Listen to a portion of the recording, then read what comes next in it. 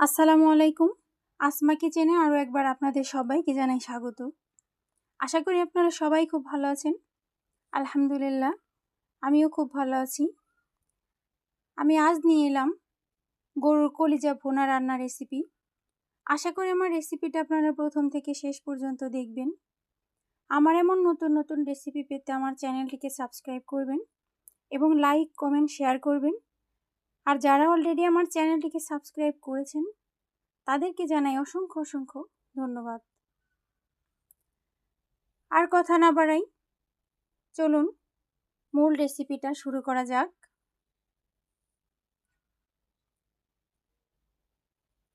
আমি নিয়েছি half KG গরুর কলিজা। আমি এবার কলিজা থেকে পর্দা তুলে নেব। এই পর্দাটা অবশ্যই আপনারা তুলে নেওয়ার চেষ্টা করবেন, এতে করে কলিজা রান্না করলে খুব সফট হয়, খেতে ভালো লাগে, আর কলিজার ভিতরে মশলাগুলো ঢুকে যায়। দেখুন, খুব সহজেই তুলে ফেলা যায়।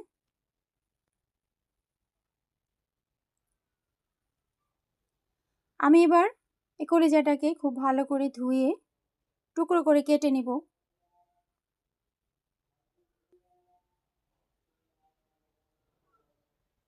আমি টুকরো করে কেটে নিয়েছি।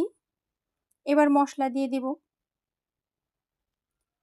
আমি দিয়ে দিলাম মরিচ গুঁড়া, দিয়ে দিলাম হলুদ গুঁড়া, দিয়ে দিলাম ধনিয়া গুঁড়া, দিয়ে দিলাম গরম মশলা গুঁড়া। এবার আমি দিয়ে দেব পরিমাণ মতো লবণ। আপনারা লবণটা বুঝে দিবেন কতটুকু রান্না করছেন সেই হিসেবে। আমি এবার দিয়ে দিব আদা, রসুন, জিরা, পেঁয়াজ। আমি একসাথে ব্লেন্ড করে রেখেছিলাম, আমি 2 চামচ দিয়ে দিলাম। দিয়ে দিলাম সরিষার তেল। এবার একটা খুন্তির সাহায্যে আমি খুব ভালো করে মেখে নেব।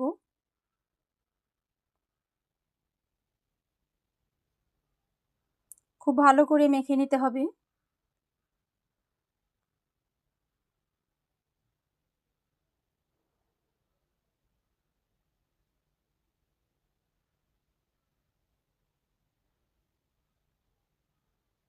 এভাবে খুব ভালো করে মেখে নিয়ে আমি 2 ঘন্টা মেরিনেট করে ঢেকে রেখে দিব।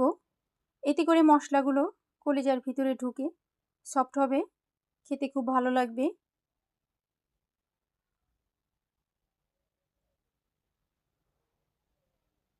আমি উল্টে পাল্টে খুব ভালো করে মেখে নিলাম।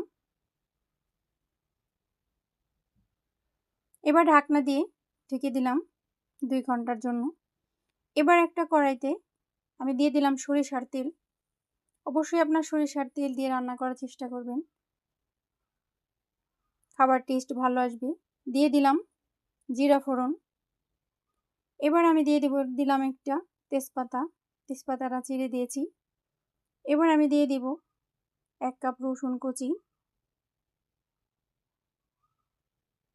দিয়ে দিলাম। রসুনটা আমি বাদামি করে ভেজে নিব।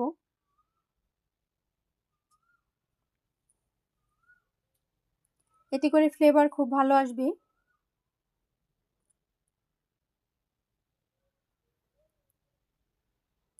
রসুনগুলো বাদামি কালার হয়ে আসছে। এবার আমি দিয়ে দিব 1 কাপ পেঁয়াজ কুচি। আমি বাদামি করে ভেজে নেব, নেড়ে নিচ্ছি।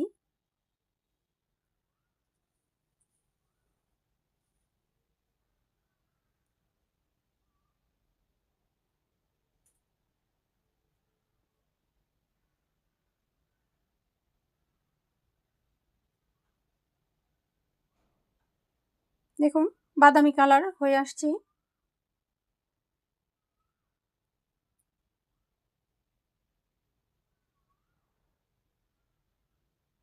এবার আমি পরিমাণ মতো পানি দিয়ে দিলাম। মশলা কষাবো যাতে করে পুড়ে না যায়। নেড়ে নিচ্ছি।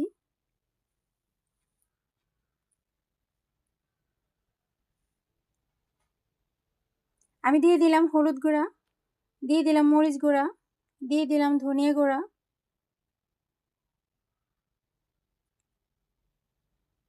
এবার দিয়ে দিলাম আদা রসুন জিরা পেস্ট দিয়ে দিলাম। এবার দিয়ে দিলাম গরম মশলা গুঁড়া।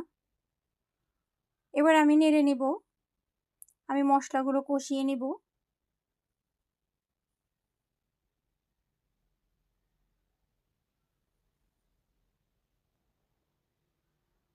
দেখুন তেলগুলো আলাদা হয়ে গেছে। এবার আমি দিয়ে দিব মেরিনেট করা গরুর কলিজা।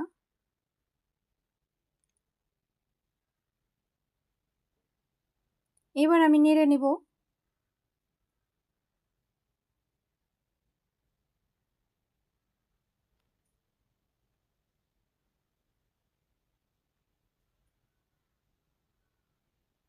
এবার আমি ঢাকনা দিয়ে ঢেকে দিব।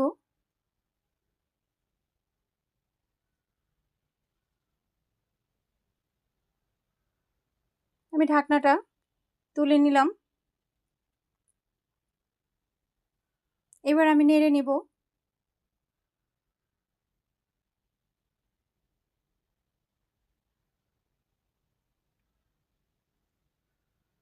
এভাবে আমি কষিয়ে নিচ্ছি। ভালো করে কষিয়ে নিতে হবে। আবারও ঢেকে দিলাম।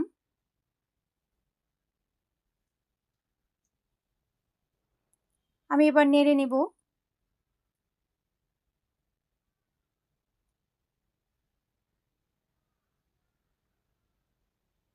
ভালো করে কষিয়ে নিলে টেস্ট ভালো আসে। আমি ঢেকে দিব।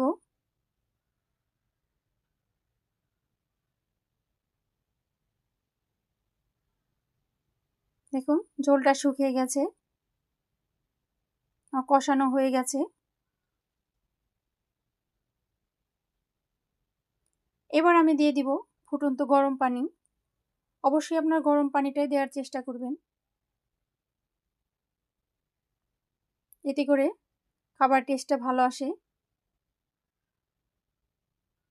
তাড়াতাড়ি সিদ্ধ হয়ে যায়। এবার আমি ঢাকনা দিয়ে ঢেকে দিলাম। দেখুন মাশাআল্লাহ তেলগুলো উপরে ভাসছে, দেখতে কতটা সুন্দর লাগছে। আমি আরও কিছুক্ষণ ঢেকে রান্না করব, যাতে করে ঝোলটা শুকিয়ে যায়, একদম মাখা মাখা হয়ে যায়।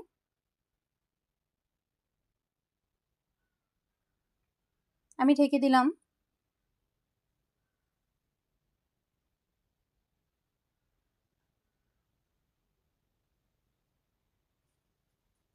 দেখুন সিদ্ধ হয়ে গেছে, ঝোলটাও শুকিয়ে গেছে। আমি দিয়ে দিলাম বেরেস্তা, নেড়ে নিচ্ছি। এবার আমি দিয়ে দিব গরম মশলা গুঁড়া।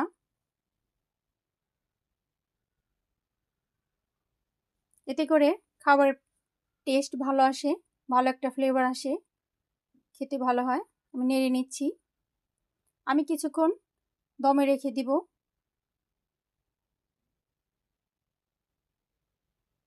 আমি ঢাকনা দিয়ে ঢেকে দিলাম।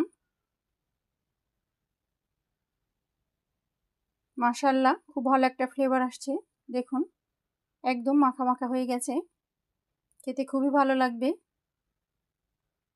এভাবে আপনারা বাসায় রান্না করে খাবেন আর আমাকে কমেন্ট করে জানাবেন খেতে কেমন হয়েছে। এবার আমি সার্ভ করে নিব।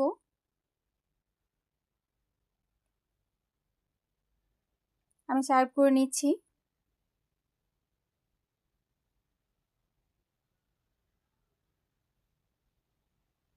মাশাআল্লাহ দেখুন, এভাবে একবার রান্না করলে বাসার সবাই বারবার রান্না করতে বলবে।